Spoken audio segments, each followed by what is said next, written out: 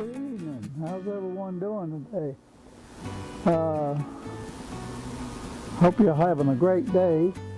I was studying in a little bit here in Amos today, and I thought I would bring this to you.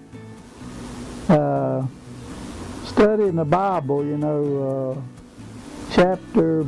book, chapter, and verse is the way to kind of get a meaning of what things are going on in the Bible. And here in Amos chapter 7, Amos has been shown a plumb line. And it says, Thus saith he to me, and behold, the Lord stood upon a wall made by a plumb line, with a plumb line in his hand. And the Lord said unto me, Amos, what did I see? He said, I see a plumb line. Then said the Lord, Behold, I will set a plumb line in the midst of my people, and I will not again pass by them any more. And the high place of Isaac has been desolate, and the sanctuary of Israel has been laid waste, and I will rise again against the house of Jeroboam with a sword. The Lord got tired of Israel's ways of doing, and so he's decided that he's going to lay waste to them people.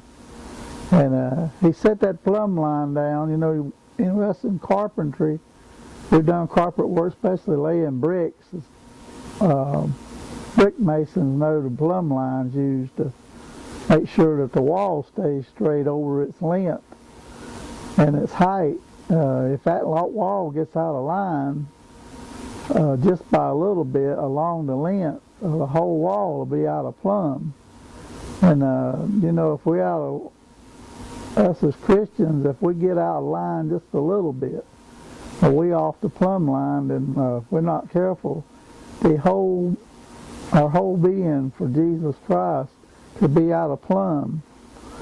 And there was a guy there in the 10th chapter, it says, and his name was Amos.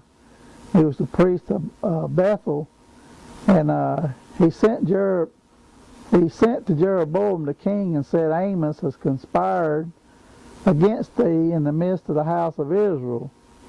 And Amos wasn't conspiring against him, he was just bringing the word of God. And that's a lot of things today. We don't want the preacher to tell the truth, and bring chastisement upon these people. But, Amos says to him in the 14th verse, he says to Ahaziah, says, I'm no prophet, or neither was I a prophet's son, but I'm a herdsman. So he looked after sheep and cattle. And the Lord took me, and I followed the flock, and the Lord said unto me, Go prophesy unto my people Israel. Israel wasn't listening. And his whole being was, and why he was there is because God sent him to get their attention. Sometimes God sends people to get our attention too. And if a man's standing in a pulpit preaching the real word of God, he's telling people that if they don't straighten their ways up, that they're going to go to hell. Some of them don't like it. They like a little soft message preached.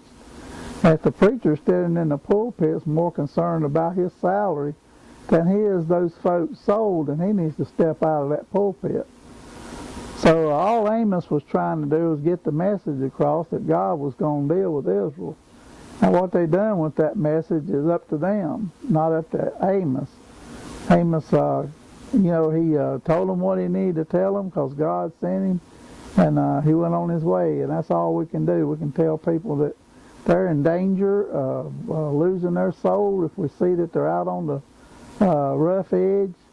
And that's all we can do is just do what the Lord tells us.